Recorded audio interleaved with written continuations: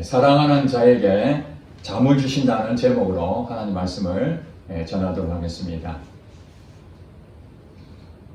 공든탑이 무너진다는 말이 있습니다.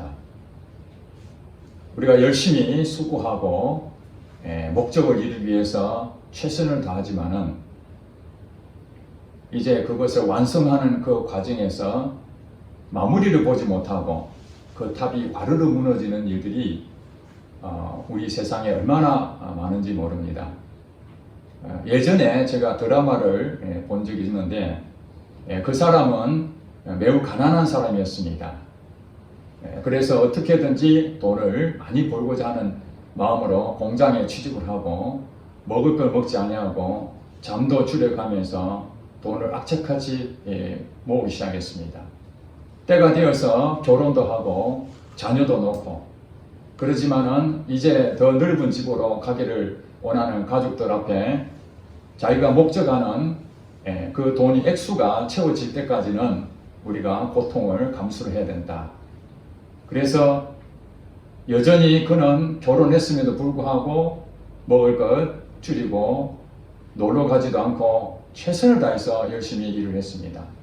이제 자기가 목표로 했던 그 금액이 어느 정도 모아질 때가 됐습니다. 그런데 하루는 몸이 이상해서 병원에 갔더니 청천벽력 같은 얘기를 듣게 됩니다. 암 말기라는 것입니다.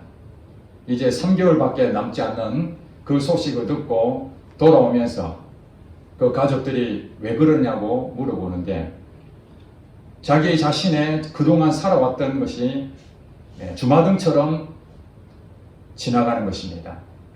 그렇게 목표를 위해서 열심히 살아왔건만 이제 그 목표가 다 이루어질 시점에 내 인생 여기서 끝이 나는구나. 공든탑이 무너지는 그 모습을 그 드라마를 통해서 제가 본 적이 있습니다. 인생이라는 것이 이렇게 꿈을 쫓아가서 한평생 이루려고 하지만은 그 꿈을 이루어낸 사람보다는 오히려 공든탑이 무너진 사람이 얼마나 많은지 모릅니다. 여러분, 미래를 여러분 알 수가 있습니까? 우리가 미래를 예측은 할 수 있지만은 미래를 아는 사람은 아무도 없습니다. 여러분이 지금 하고 있는 것을 잘 생각해 보시기 바랍니다. 여러분이 지금 하고 있는 그것이 성공의 길로 들어설 수도 있지만 다 된 밥에 재 뿌린다는 그런 말처럼 공든탑이 무너질 수 있다는 사실을 우리는 명심해야 됩니다.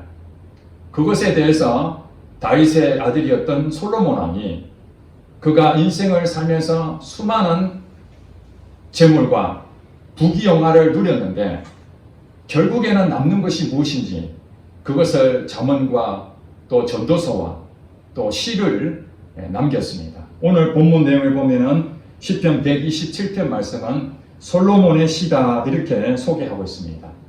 솔로몬이 그동안 살아왔던 인생의 경험했던 것들을 하나님이 그에게 기록하게 만드셨는데 그래서 오늘 127편 1절 2절 말씀에 여호와께서 집을 세우지 아니하시면 세우는 자의 수고가 헛되며 여호와께서 성을 지키지 아니하시면 파수꾼의 깨어있음이 헛되도다. 너희가 일찍 일어나고 늦게 누우며 수고의 떡을 먹음이 헛되도다. 이렇게 소개하고 있습니다. 공든탑이 무너지는 그런 우리 일상의 다반사 그러한 일들이 실질적으로 사실이라는 것입니다. 우리가 집을 세우는데 그 집을 세우려고 하는 그 목표 이제 완성해 가는 데 있어서 내 노력으로 최선을 다해서 그 집을 세우려고 합니다. 누구든지 그런 마음이 있겠죠. 게으르지 않냐고 최선을 다해서 열심히 했는데 오늘 본문에 보니까 여호와께서 집을 세우지 아니하신다면 세우는 자의 수고가 헛되다. 잠언서에 보면 그렇게 얘기합니다. 사람이 계획할지라도 사람이 마음으로 계획할지라도 그 걸음을 인도하시는 분이 누구시라고요? 여호와 하나님이시라는 거예요. 사람이 계획을 하는 거예요. 집을 세워야 되겠다. 어떻게 세워야 될 것인지 자기 나름대로 최선을 다해서 세워가지만은 이것을 여호와께서 그 집을 세우는데 역사하지 않는다면 우리가 아무리 그걸 세우려고 하더라도 그 수고는 결국에는 공동탑이 무너진다는 사실입니다. 또 성을 지키려고 하는데 그 지키는 사람들 누굽니까? 파수꾼이라 그럽니다. 군사들이 성을 지킵니다. 우리나라도 철책선에 군인들이 북한과의 대적 관계로 인해 가지고 방어하기 위해서 경계를 하고 있죠. 철통 같은 방어를 하지만은 우리가 가끔씩 신문지상을 통해서 보면은 북한에 귀순하는 그 사람들이 그 철통같이 그 방어 체계를 갖춰놓는데 불구하고 그 틈새로 이렇게 들어오는 그런 일들이 있었습니다. 허술한 부분들을 말하는 거죠. 아무리 우리가 방비를 잘한다 할지라도 그 조그마한 틈새만 있어도 언제든지 적군이 쳐들어올 수 있다는 것입니다. 파수꾼이 깨어서 적이 오는 것을 아무리 감시를 한다 할지라도 여호와께서 그 성을 지켜주지 않는다면 그 성을 보호할 수가 없다. 우리 인생도 마찬가지입니다. 우리가 이 세상을 살아가면서 재물을 얻게 됩니다. 열심히 일해서 모은 재물 내 것이라고 생각합니다. 그러나 그 재물이 하나님께서 지켜주지 않는다면 이 재물은 날개를 달고 펄펄 날아간다는 것입니다. 여러분 인생을 많이 살아보신 분들 지나간 과거에 열심히 노력하고 또 장사를 해서 또 사업을 해서 많은 돈을 벌은 기억이 있을 것입니다. 그러나 지금 가지고 있는 것이 없다면 그 돈이 다 어디로 갔습니까? 공동탑이 무너진 거 아니겠습니까? 내가 지금 열심히 해서 돈을 벌었다 한들 내일 일을 우리가 알 수가 없다는 것입니다. 예수님께서 산상수훈 말씀에 내일 일을 알 수가 없다. 내일 일은 내일 염려해라. 내일이 어떤 일이 생길지 모르니까 사람들은 자꾸 내가 무언가 만들려고 하고 내가 성을 쌓으려고 그러고 내가 지키려고 애를 쓰는데 그 지키는 것에는 한계가 있다는 것입니다. 사람이 노력해서 얻어질 수도 있지만은 때로는 우리가 아무리 노력해도 얻지 못하는 것도 있다는 사실입니다. 그걸 명심해야 됩니다. 우리가 가정을 지키려고 하는데 결혼한 사람들은 다 가정을 지키려고 하지 않겠습니까? 우리가 결혼서에 갈 때도 이 사람하고 평생 기쁠 때나 슬플 때나 힘들 때나 좋을 때나 항상 같이 하겠다. 이 결혼서에 가지 않습니까? 그렇게 굳게 맹세했지만은 실제로 살아보니까 얼마나 어려움이 많습니까? 우여곡절도 생기고 서로 성격도 안 맞고 힘든 일이 굉장히 많습니다. 특별히 경제적인 어려움이 생기게 되면은 서로가 하나가 되어야 됨에도 불구하고 그 일로 인해 가지고 서로 부부가 갈등이 생기고 자녀들하고도 갈등이 생기고 이웃하고도 갈등이 생기고 마음으로는 모든 것들이 다 얻고 싶지만은 그 가정을 지키기도 쉽지 않은 일입니다. 누가 지켜줘야 된다고요? 그 가정도 하나님이 지켜주셔야 된다는 거예요.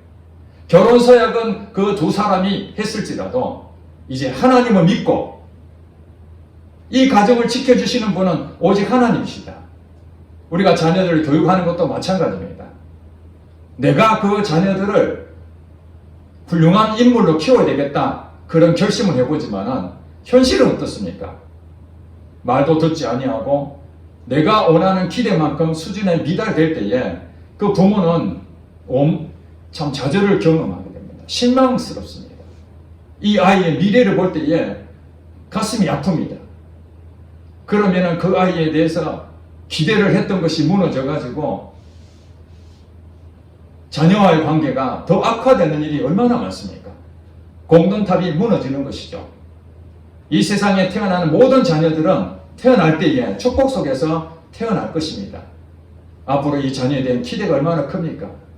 건강하게만 자라다오 그렇게 말하지만은 세월을 흘려서 건강은 어디 가버리고 공부도 잘하고 똑똑하고 이 사회에서 인정받는 사람 되게 해달라고 그렇게 노력하고 수고하지만은 마지막에 가서 그 아이가 기대만큼 하지 못했을 때 우리의 공동탑이 무너진다는 것입니다. 그 자녀들의 교육도 하나님께서 책임져 주신다는 그 사실을 믿어야 되는 것입니다. 그렇지 않는다면 그 자녀에 대해서 내 힘으로 안 되는 거예요. 오늘날 제가 어렸을 때에 많은 이름 있는 기업들이 있었습니다. 지금도 물론 살아남아서 좋은 기업으로 성장한 데도 있지만 많은 기업들이 역사 속으로 다 사라졌습니다. 그때만 하더라도 기업이 사업을 했으니까 당연히 돈이 많고 평생 망할 것처럼 망하지 않을 것처럼 그렇게 생각했지만 그게 어떤 일인지 자취를 감추고 사라진 그런 모습들을 볼 때마다 우리는 그것을 반면교사로 삼아야 됩니다. 많은 교훈을 삼아야 됩니다. 제가 간증이라든지 또 일반 회고록이나 또 유명하신 분들의 그 책들을 이렇게 경험하면서 또 얘기를 들으면서 정말 최선을 다해서 그 사업을 일궜는데 하루아침에 불이 나서 그 모든 것을 재산을 다 잃어버렸다는 그런 얘기도 듣고 또 회사가 두 군데 세 군데 점점 더 지역이 확장됐었는데 IMF를 만나서 하루아침에 그 문을 다 닫아버린 누가 예상을 했겠습니까? 오늘날 이렇게 코로나로 인해 가지고 이렇게 어려운 일을 겪을지 아무도 모르는 것입니다. 미래는 오직 하나님만 아신다는 사실입니다. 그래서 오늘 우리가 하고 있는 그 일들이 공동탑이 무너지지 않을 수 있는 방법은 오직 하나님을 의지하는 수밖에 없습니다. 내 자신이 반드시 이것을 할 수 있을 것이라고 그 믿는 자체가 사실은 하나님을 의지하지 않는 선에서 가고 있다면 그것은 미래를 장담할 수 없습니다. 예수님께서 이 공동탑이 무너질 수 있는 상황과 공동탑이 무너지지 않는 두 상황에 대해서 비유로 말씀하신 곳이 있습니다. 마태복음 7장에 보니까 모래 위에 세운 집이 있고 반석 위에 세운 집이 있다고 두 집을 말씀했습니다. 여러분 인생을 살면서 여러분 두 집이 있다는 것을 항상 명심하시기 바랍니다. 제가 예전에 이 말씀에 대해서 여러 차례 말씀을 전했습니다. 모래 위에 세운 집이 있고 반석 위에 세운 집이 있다. 오늘 본문 내용처럼 집을 세우는 거죠. 집을 열심히 세우고 있습니다. 그랬는데 이제 집을 완성해서 이제는 드디어 내가 완성했구나, 성공했구나. 그랬는데 그 바탕이 어떻게 되냐면은 모래로 있는 그 바탕에 집을 세운 사람이 있고 어떤 사람은 반석에 집을 세운 사람이 있다는 것입니다. 이 차이가 무엇일까요? 바람이 불 때 나타납니다. 이 집이 튼튼하게 지어졌느냐 아니면 그 집이 부실하게 지어졌느냐는 것은 평상시는 잘 모릅니다. 외적으로 봤을 때는 어쩌면 모래 위에 세운 집이 더 아름답고 더 멋있게 보일 수도 있습니다. 화려해 보일 수도 있습니다. 그렇지만은 두 집이 언제 문제가 되느냐 하면은 태풍이 불고 바람이 불고 그랬을 때에 이 모래 위에 세운 집은 견디지를 못합니다. 왜냐하면 기초가 부실하기 때문에 다 넘어집니다. 그 화려했던 것이 다 무너집니다. 공동탑이 무너지는 것이죠. 그런데 반석 위에 세운 집은 튼튼합니다. 절대로 넘어지지 않습니다. 예수님께서 말씀하시기를 이 모래에 세운 집은 내 말을 듣고 순종하지 아니한 자를 비유로 말씀하셨습니다. 두 가지밖에 없습니다. 반석 위에 세운 집은 내 말을 듣고 순종하는 자입니다. 예수님 말씀이 기준이 되어서 예수님 말씀을 의지하고 그 말씀에 기초로 삼아서 여러분 집을 지어야 됩니다. 예수님하고 관계없이 내가 잘할 수 있을 것이야. 이건 괜찮을 것이야. 이거 틀림없이 대박난다. 성공한다.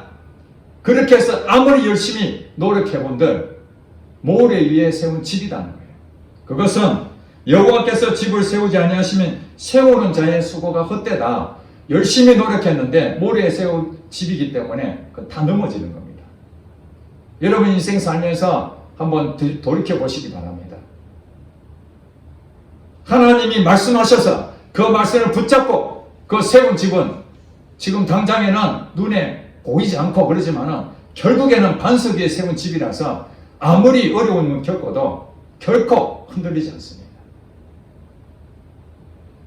반대로 내 노력으로 내 가지고 있는 가치관은 내 경험으로 내가 하고자 하는 것을 열심히 하지만은 물론 하나님을 믿는 사람들은 거기에다 어떻게 합니까? 내가 열심히 노력하면서 하나님 도와주세요 이렇게 기도합니다. 그런데도 왜 무너집니까? 그 이유가 있다는 거예요. 하나님이 문제입니까? 우리가 뭔가 잘못 알고 있는 것이죠. 순서를 바꾸면 안 된다는 것입니다. 하나님 말씀이 먼저입니다. 하나님 말씀이. 우리가 무언가 행동할 때 내가 먼저 일을 하고 저지러 놓고 하나님 도와주세요.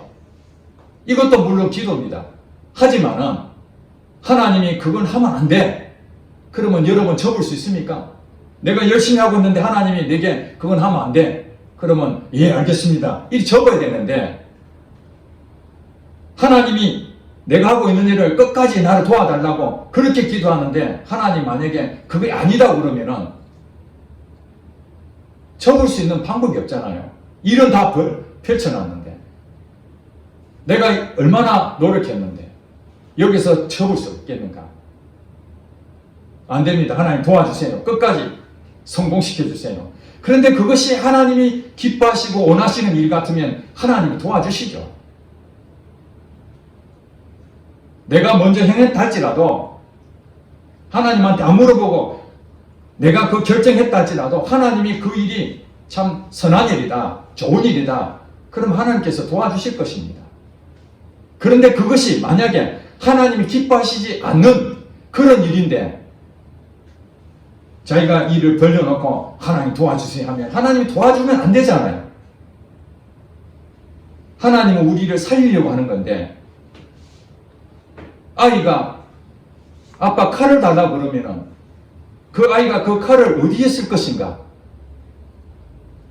연필 깎는데 칼을 쓴다면은 당연히 칼을 아빠가 사주든 자겠죠. 그런데 이 칼 가지고 친구들하고 장난을 친다면 그 칼을 주면 안 되잖아요. 칼을 사와가지고 장난을 치고 있는 그것을 보고 하나님이 해도 좋다 이렇게 말할 수 있겠습니까? 부모가 그렇게 말하지 않잖아요. 하나님도 똑같습니다. 그렇기 때문에 우리가 하는 일이 이것이 하나님이 원하시는 일인지 하나님이 기뻐하지 않는 일인지 우리가 잘 분별이 안 되니까 항상 하나님 앞에 물어봐야 되는 거예요. 하나님 제가 어떻게 할까요? 지금 이런 일이 생겼는데 이거 해야 되는 것이 하나님 원하시는 일입니까? 하나님 이거 하면 안 되는 것입니까? 이걸 물어보면 하나님이 우리에게 사인을 주십니다. 예수를 믿는다면 사인을 준다니까요. 사인을 못 받는다면 그걸 훈련을 해야 됩니다. 사인을 받는 훈련을 받아야 됩니다. 우리가 군대 가면은 훈련을 받지 않습니까? 바로 총질하지 않지 않습니까? 그 총 쏘는 법을 배우고 실제적으로 실탄을 넣고 100m, 150m, 200m 이런 그 거리에 맞춰서 총을 쏘는 연습도 하지 않습니까? 그리고 총이 안 맞으면 0.5 정도 다 해보면서 그런 어떤 것들을 배워서 하는 것처럼 하나님의 이 사인을 그동안 습관이 안 됐기 때문에 처음엔 잘 모를 수 있죠. 그러나 우리가 하나님 앞에 끊임없이 하나님 제가 어떻게 하면 좋겠습니까? 그렇게 묻고 하면은 하나님께서 여러 가지 다양한 방법으로 우리에게 사인을 주십니다. 그래야 우리가 순종할 수 있을 거 아닙니까? 하나님이 우리에게 사인을 안 주실 이유가 없잖아요. 상식적으로 생각해 봤을 때 자녀가 지금 엉뚱한 길로 가려고 그렇게 생각하는데 하나님께서 그게 가면 안 돼 이렇게 말해야 되는 게 정상 아니겠습니까? 그러니까 먼저 하나님 말씀에 사인을 먼저 받아야 되고 하나님 말씀에 분명하게 하나님이 말씀하셨구나. 그러면은 그 말을 듣고 순종하면은 그게 반석 위에 세운 집이 돼서 공동탑이 안 무너진다고요. 그런데 일반적으로 사람들은 뭐냐면은 이런 자기의 생각과 자기 상식선에서 하나님을 믿으려고 그러고 또 그렇게 계산한다는 거예요. 예전에 제가 말씀을 증가한 내용이 있는데 열왕기 하 6장에 보면은 엘리사 선지자에 대한 내용이 나옵니다. 엘리사 선지자는 하나님의 사람이었습니다. 하나님을 신실하게 믿는 사람이었습니다. 엘리사 선지자는 북쪽 이스라엘과 남쪽 유다, 이스라엘이 두 쪽으로 나눠졌을 때죠. 북쪽 이스라엘에서 선지자 역할을 했던 사람인데 이 북쪽 이스라엘의 수도가 사마리아였습니다. 사마리아. 남쪽은 예루살렘이라면 북쪽은 사마리아였습니다. 그때에 북쪽 이스라엘하고 아주 근접되어 있는 나라가 하나 있었는데 그게 아람 나라였습니다. 아람 나라. 나아만 장군이라는 그 장군이 소속되어 있는 나라가 그 아람 나라였습니다. 그 아람 나라는 이 이스라엘, 북이스라엘을 계속적으로 침공하고 약탈하려고 계속적인 계획을 세웁니다. 그렇지만은 이 엘리사가 하나님의 영으로 성령의 감동으로 그들이 하고자 하는 그 전략, 이스라엘을 치려고 하는 그때마다 하나님이 가르쳐 줍니다. 그래서 이 엘리사가 이스라엘 왕에게 왕이여 지금 현재 아람 나라에서 당신을 이렇게 치려고 그러니까 미리 대비하세요 하고 다 가르쳐 줍니다. 엘리사 선지자는 우리와 똑같은 인간인데 하나님의 사인을 받고 한 나라에 위급한 상황을 계속적으로 전달하고 있었습니다. 그러니까 아람 나라에서 자기들이 아무리 해도 그게 전략에 노출되니까 이상하다. 어떻게 된 거냐. 이스라엘 땅에는 하나님의 사람 엘리사라는 사람이 우리가 지금 이거 작전하고 있는 모든 것들을 다 알고 다 가르쳐 준다. 그러니 이 엘리사를 죽여버려야 된다. 그래서 군사를 파송합니다. 엘리사를 죽이려고. 그런데 엘리사는 전혀 두려워하지 않습니다. 왜 그렇습니까? 그들이 자기를 둘러싼 이 많은 군대보다 눈을 열어서 보니까 하늘의 천군 천사들이 빽빽하게 자기를 보호하고 있는 것을 확인한 것입니다. 여러분, 위급한 상황이 왔는데도 불구하고 엘리사는 이제 죽었구나 그렇게 생각할 수 있는데 인간의 눈으로 보면 그렇죠. 이 한 사람을 잡으려고 많은 군인들이 자기 집을 에워쌌으니 이제는 포위에 완전히 꼼짝 말아요. 그런데 천군 천사가 자기 주위에 둘러싼 것을 보고 조금도 두려워하지 않았습니다. 이것이 바로 여호와께서 성을 지키지 아니하시면 파수꾼의 깨었음이 아무 소용없다. 하나님께서 함께하지 않는다면 이 엘리사는 죽은 목숨이고 자기를 도와주려고 하는 이 하인이 있다 할지라도 그 힘을 쓸 수가 없는 것이죠. 자, 그런 상황에서 이제는 아람 군대가 다시 쳐들어옵니다. 그때 이스라엘 왕은 이 엘리사 때문에 우리가 큰 피해를 당했구나 해서 엘리사를 죽이려고 합니다. 이게 말이나 되는 얘기입니까? 엘리사가 그동안 뭐 했습니까? 하나님의 사인을 받고 이 나라를 구한 사람입니다. 하나님의 사람입니다. 그러면 이스라엘 왕은 엘리사를 보호해 줘야 되죠. 그런데 아람 나라가 엘리사를 못 이기니까 결국에는 이스라엘 나라를 침공하려고 이제는 사마리아 성을 포위했습니다. 이스라엘 왕은 큰 공경에 처하게 된 것이죠. 문제가 생기게 됐는데 이제 사마리아 성이 다 포위가 되니까 보급로가 끊기게 된 거예요. 먹을 것이 그 안에 있던 것이 점점 이제 다 먹고 그러니까 그 안에서 내 자식 오늘 잡아먹고 내일은 네 자식 잡아먹자 이런 일이 벌어지게 된 거예요. 아비규환입니다. 사마리아 성 안에 이제는 먹고 사는 문제에 완전히 큰 어려움이 생기게 됐습니다. 그때 하나님께서 엘리사에게 사인을 또 보냅니다. 사마리아 성 가서 얘기해라. 여러분들이요, 걱정하지 마라. 하나님께서 말씀하시기를 내일 이맘때에 이 물가가 폭등하고 먹을 것이 없어서 지금 굶어 죽는 이런 사태가 일어나지만은 내일 이맘때에 하나님께서 다시 물가가 회복이 되고 먹을 것을 주신다고 약속하셨다. 이렇게 전합니다. 그러면은 이스라엘 백성들은 하나님 믿는 사람들 아닙니까? 그러면 아멘 해야 되죠. 자, 오늘은 힘들지만은 오늘은 아람 나라에서 쳐들어와서 우리가 죽을 수 있지만은 여호와께서 지켜주신다면 여호와께서 우리 백성들을 먹을 것을 주실 것이라고 그렇게 믿어야 되는데 그 중에 이 말을 들었던 이스라엘 한 장관이 그런 말합니다. 웃으면서 하는 얘기가 여보시오, 하늘에 창을 낸들 어찌 그런 일이 있을 수 있겠는가? 말도 안 되는 소리 하지 마라. 하늘에 창이 있다면 거기서 먹을 것이 쏟아져야 그런 일이 가능한 일이지, 복음도 다 끊겼고 어디서 물건이 들어오겠나? 말도 안 되는 소리 하지 마라. 하늘에 창을 낸들 어찌 그런 일이 있겠느냐? 그때에 엘리사가 그런 얘기 합니다.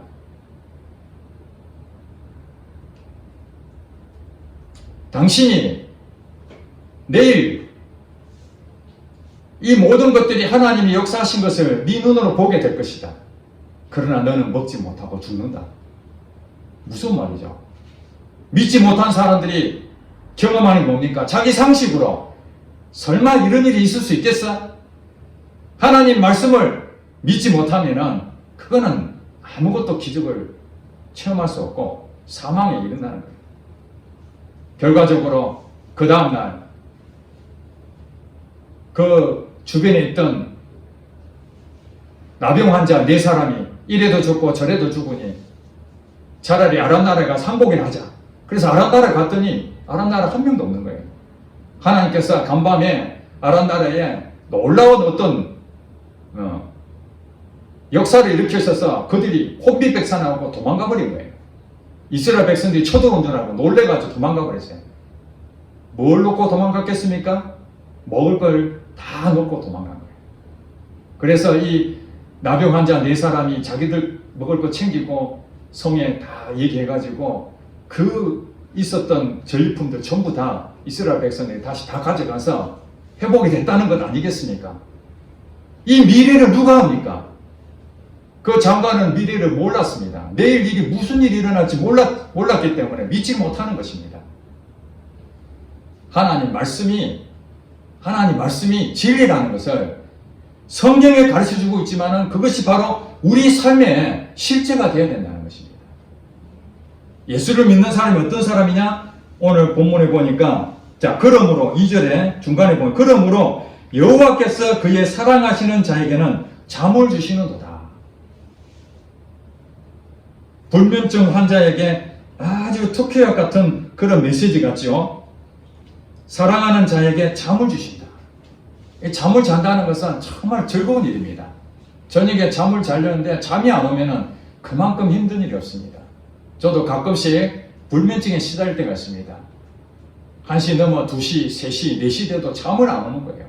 온갖 생각에 사로잡히고. 사실 여기서 말하는 건 불면증에 대한 그런 특효약으로 얘기하는 게 아니라 내가 아무리 수고를 해도 그것이 공동탑이 되면 어떻게 됩니까? 잠을 못 자는 겁니다. 야, 이거 공동탑이 무너지면 안 되는데 지금 여기까지 왔는데 끝까지 그것이 완성되어야 되는데 모래 위에 쌓은 집을 세워놓고 비가 오고 태풍이 불면 그때부터 잠이 옵니까? 잠이 안 오죠. 아, 그 밑에 모래로 되어 있는 거기에다가 집을 지어놨네. 큰일 났네. 이거 다 무너지게 생겼네. 그런데 밑에 반석에 세운 집을 지은 사람은 어떻다는 것입니까? 잠을 쿨쿨 자죠. 비가 오거나 어려움이 오거나 상관없습니다. 그 집은 튼튼하게 지어놨기 때문에 잠이 쿨쿨 잔다는 거예요. 이것이 평안함입니다. 평안함.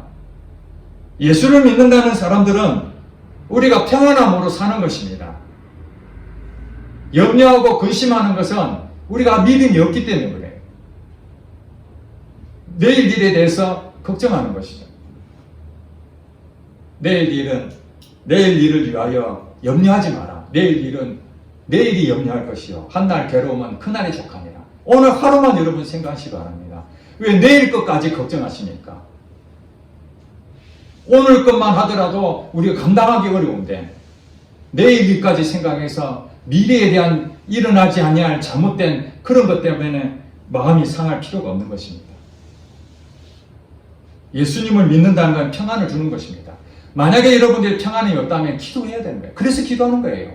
하나님, 내가 아직도 불안합니다. 하나님 어떻게 하면 좋겠습니까? 도와주세요. 그럼 하나님께서 그에게 위로하시고 사인을 주시고 이 길에서 피할 길을 주시고 잘못된 길을 가면 멈추게 하시고 그러면 여러분들은 그걸 보고 빨리빨리 수정해 나가는 것이죠. 그것이 행함인 거예요. 말씀하시는데도 가만히 있으면 안 되는 것이죠. 먼저 움직이면 안 되고 하나님 말씀하시면은 그때 움직이면 되는 것입니다. 원칙이 그렇습니다. 여러분 순서를 바꾸시면 안 됩니다. 반석 위에 세운 집이 되려면은 주의 말씀을 듣고 순종하는 것입니다. 주의 말씀을 듣지 않는다면은 순종이 될 수가 없지요. 그러면 내 생각대로 하게 됩니다. 그거는 미래에 장담할 수 없습니다. 공동탑이 무너지면은 나의 수고가 헛되다는 것입니다. 솔로몬 왕은 인생을 다 살아본 사람입니다. 해 아래 새 것이 없다.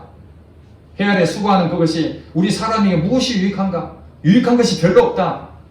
결론적으로는 여호와를 경외하는 것이 내 인생의 최고다. 하나님을 의지하는 것이 공동탑을 무너지지 않을 수 있는 유일한 길이다. 하나님 말씀대로 사는 것이 사는 길이다. 여러분 지금 하고 있는 것이 공동탑이 무너지지 않고 반석 위에 세운 집이 되려면 하나님 말씀으로 돌아오시기 바랍니다. 하나님 말씀으로 인도를 받기 바랍니다. 그러면 여러분이 지금 현재 하고 있는 일이 어렵고 힘들고 아무리 낙심될 만한 상황이 온다 할지라도 여호와께서 콜콜 잠을 잘 수 있는 평강을 준다는 거예요. 그 평강이 올 때까지 여러분은 기도하셔야 됩니다. 그러면 여러분 믿음이 생겨서 그래 이건 하나님 것이지 하나님 도와주셔야 되는 것이지 내 힘으로 할 수 없는 것이지 그런 담대함이 생기는 것입니다. 믿음은 담대한 거예요.